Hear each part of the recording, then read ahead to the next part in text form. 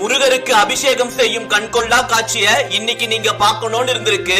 கவலைப்படாதீங்க, நிச்சயம் உங்களுடைய வேண்டுதலையும் முருகர் நிறைவேற்றியே தீருவாரு. Download ShareChat. Kanda Sashti 6 நாள் விரதம் இருப்பவர்கள் இந்த விஷயங்களை மட்டும் செய்யக்கூடாது. செய்தால் விரதம் இருந்த பலனை கிடைக்காது. கந்த சஷ்டி 22ஆம் தேதி ஆரம்பித்து 27ஆம் தேதி சூரசம்ஹாரத்துடன் நிறைவு பெறுகிறது. இந்த நாளில் நாம் என்னென்ன செய்யக்கூடாது என்பதை இந்த வீடியோ மூலம் தெரிந்து கொள்வோம். நீங்கள் முருக பக்தர் என்றால் வீட்டில் அசைவம் சமைக்கவும் கூடாது, சாப்பிடவும் கூடாது. புகை மது பிடிக்கக்கூடாது, காலணி அணியக்கூடாது. விரதம் இருப்பவர்கள் கண்டிப்பாக பகலில் தூங்கக்கூடாது. தீட்டு வீட்டிற்கு செல்லக்கூடாது, கடைகளில் சாப்பிடக்கூடாது. தரையில் சுத்தமான அல்லது புது துணி விரித்து உறங்கலாம். கந்த சஷ்டி 6 நாளும் கண்டிப்பாக தலைக்கு குளிக்க வேண்டும். பச்சை மஞ்சள் நிற ஆடை உடுத்தலாம், கட்டாயமில்லை.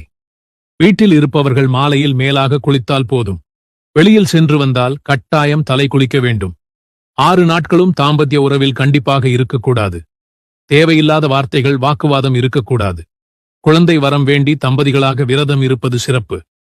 மாதவிலக்காக இருந்தால் பூஜை அறைக்கு செல்லாமல் வீட்டில் உள்ளவர்களை தீபம் ஏற்ற சொல்லி விரதம் மட்டும் இருக்கலாம். காலையில் வைத்த நெய்வேத்தியத்தை மாலை நேர பூஜைக்கு அப்படியே விடக்கூடாது. புதியதாக தான் வைக்க வேண்டும். கோவிலுக்குச் சென்றோ வீட்டிலோ சூரசம்ஹாரம் பார்ப்பவர்கள் சம்ஹாரம் முடிந்தவுடன் கண்டிப்பாக தலைக்கு குளிக்க வேண்டும்.